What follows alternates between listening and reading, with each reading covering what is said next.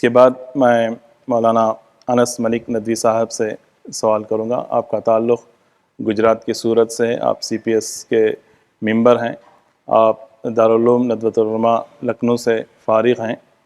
آپ سے سوال یہ ہے کہ انڈیا میں امن کے قیام میں مسلمانوں کی جانب سے جو رکاوٹیں ہیں، مولانا کا اس پر کیا تجزیہ تھا، آپ اس کو واضح کریں. تو مولانا کا ایک رسالہ ہے ہندوستانی مسلمان 1993 کے سن میں، تو اس میں جو ہیڈنگ ہے وہ ایک طرح سے پورے طور پہ ہندوستانی مسلمانوں کے لیے اس میں گائیڈنس ہے. مولانا وہیں پر لکھتے ہیں کہ صحیح رخ سے دیکھنے والے کے لیے دنیا امیدوں سے بھری ہوئی ہے، اور غلط رخ سے دیکھنے والوں کے لیے دنیا نا امیدی سے بھری ہوئی.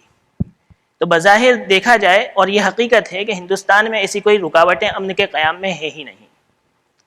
جو معاملہ ہے دراصل پیش آ رہا ہے وہ ہے آ بیل مجھے مار، جسے مولانا اس طرح کے لفظ استعمال کرتے تھے. مولانا کی بہت ساری حیثیتیں ہیں. مولانا ایک داعی کی حیثیت سے، مولانا ایک مثبت سوچ کے ایک پرچارک جو ہونے کی حیثیت سے، اور بھی دیگر حیثیتیں ہیں. لیکن جو مولانا کی حیثیت ہندوستانی مسلم اسکالر ہونے کی ہے، یہ ایک ایسی حیثیت ہے جو تھوڑی سی متنازع رہی ہے. باقی تمام حیثیتوں میں دیکھا جائے تو ان کے مخالفین بھی مولانا کے کام کے، ان کی خدمات کے، ان کی کنٹریبیوشن کے پوری طرح معترف ہیں. لیکن جہاں مولانا ایک ہندوستانی مسلم اسکالر کے جب آتے ہیں تو وہاں پر بہت سارا تنازع سامنے آتا ہے. اس کی بنیادی وجہ یہی ہے کہ دراصل اس دور میں جو مسلمانوں کا ایک دور زوال چل رہا ہے، مسلمان اور اسلام دونوں اپوزٹ ڈائریکشن میں یا اپوزٹ ٹریک میں چل رہے ہیں. اور جو مولانا کا معاملہ تھا وہ در حقیقت اسلام کے ایڈوکیٹ تھے، نہ کہ مسلمانوں کے ایڈوکیٹ. اور عام طور پہ مسلمانوں کا ایک مزاج یہی ہے، یا وہ اسی کو زیادہ فالو کرتے ہیں جو ان کے گلوری کو فیڈ کرے، یا جو ان کو بس اپنے جذبات کو جو فیڈنگ دے اسی کو وہ قبول کرتے ہیں. سچے رہنما کو جو ویل وشنگ کرتا ہے اسے آج کا معاملہ یہ ہے کہ مسلمان اسے زیادہ قبول نہیں کر پاتی. تو مولانا دراصل مسلمانوں کے ایڈوکیٹ تھے ہی نہیں، ان کی وکالت انہوں نے کی ہی نہیں. مولانا صاحب جو تھے وہ اسلام کی وکالت انہوں نے پوری زندگی بھر کی. تو دراصل یہی معاملہ ہے کہ مولانا صاحب کو اس حیثیت سے تھوڑا سا تنازع بنا دیا گیا، جبکہ مولانا کی جو ہدایات ہیں وہ ایسی ہیں کہ اگر ان پر عمل کیا جائے تو ہندوستان میں مسلمانوں کا مستقبل پوری طرح روشن نظر آئے گا. تو بہرحال اس سلسلے میں جو رکاوٹیں پیش بھی آ رہی ہیں اس کا مولانا صاحب نے جو تجزیہ کیا ہے وہ میں آپ کے سامنے مختصراً عرض کروں گا. سب سے پہلے تو یہ کہ مسلمانوں نے قرآن کو ہدایت کی کتاب کے بجائے ایک فضائل اور تلاوت کی کتاب بنا دیا گیا ہے. عام طور پر مولانا کے بارے میں کہا جاتا ہے کہ ان کی تھنکنگ پیس بیسڈ تھی، جبکہ میں کہتا ہوں کہ مولانا کی تھنکنگ قرآن اینڈ سنت بیسڈ تھی. نتیجے کے طور پر جو نکلتا ہے وہ پیس تھا.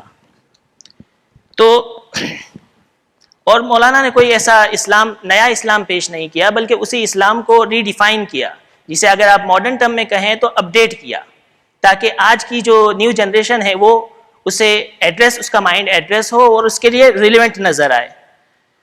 تو پہلی چیز جو کرنے کی ہے ہم مسلمانوں کے لیے، خاص طور سے عمومی یہ ہدایت تو تمام مسلمانوں کے لیے ہے، خصوصاً ہندوستانی، لیکن بالخصوص ہم سی پی ایس کے ممبروں کے لیے اس پر عمل پیرا ہونا اور زیادہ ضروری ہو جاتا ہے کہ ہم ہر معاملے میں قرآن کو کتاب ہدایت سے دیکھیں.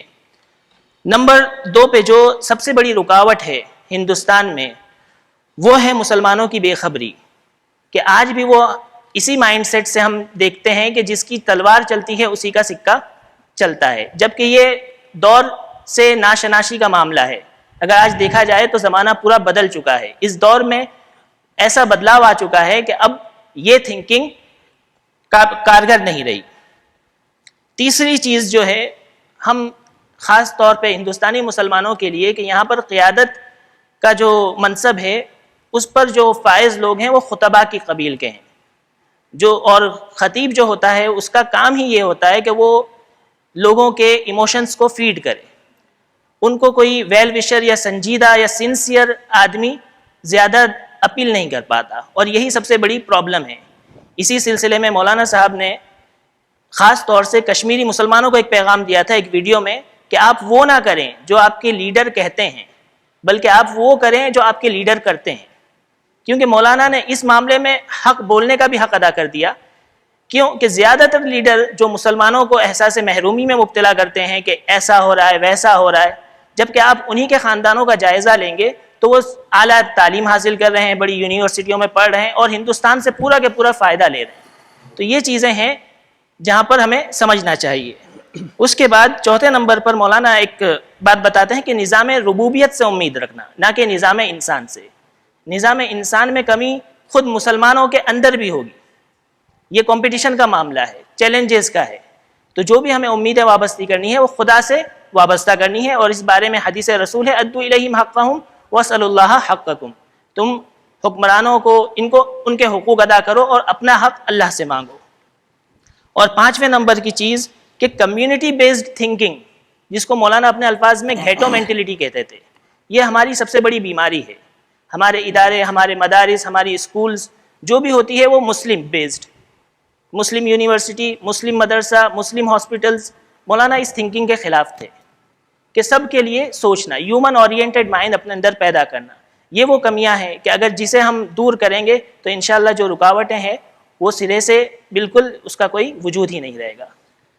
بس اسی پر میں اپنی بات ختم کرتا ہوں۔ جزاک اللہ خیر الجزا۔ آپ نے ان رکاوٹوں کو ہمارے سامنے پیش کیا جو ایک پیسفل ماحول کے لیے مخالف ہیں، پیسفل ماحول کی مخالف ہیں۔